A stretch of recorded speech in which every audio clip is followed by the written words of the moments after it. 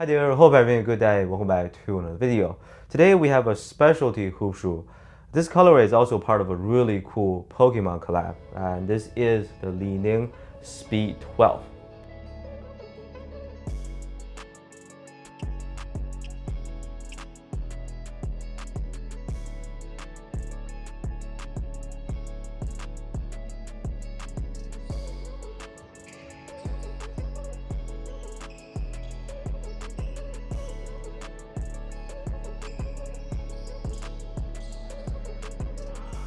So on Kickzone.com, you can find this Gengar colorway at around $115. The Speed 12 in general goes for about 100 bucks, give or take. It is a pretty affordable, budget-friendly shoe.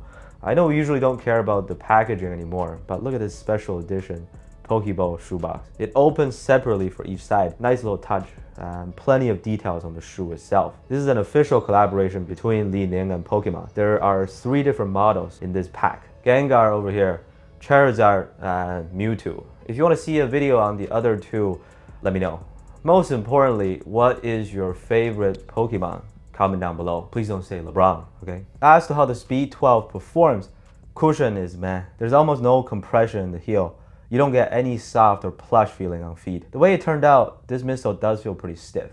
But on the bright side, there's a clean and crispy type of bounce to it. Not from a foamy effect that pushes you upward, but from the shape in general. It is full-length boom, but it's one of the worst iterations of this setup if you're looking for plushness. This series focuses on speed. Of course, this is a lightweight shoe, coming in at about 385 grams for my size. Lighter than average for sure. Personally, I have the Speed 9 Premium, Speed 9 Ultra, Speed 10, Speed 11, and now the Speed 12.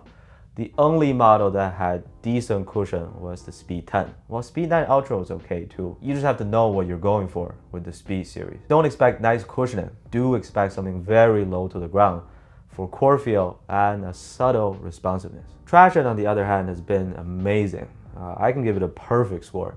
GCU also super squeaky and grippy. I was able to get to a hard and complete stop every time down the floor. Dust pickup is also not a problem at all. Flipping it to the bottom, mine has still stayed extremely clean. Based on how firm the outsole feels, it should be fine for outdoor use as well. So traction did not disappoint. It goes right up there among shoes that have a top tier grip. I mean, the name of this series is speed. You gotta have great traction to live up to it, and it does. I just felt extremely confident playing these, knowing that I was never about to slip. For sizing, this is a standard true to size fit. Whichever size you usually wear in most of your sneakers, you can safely go ahead with that.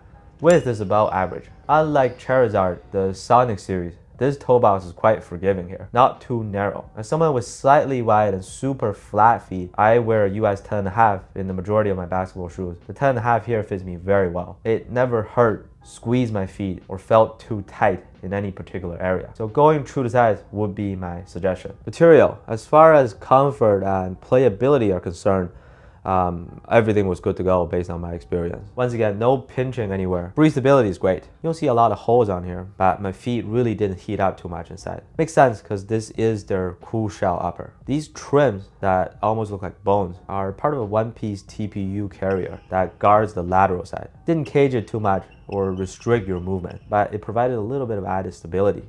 Not bad, this feature. My favorite model from this series has been the Speed 10.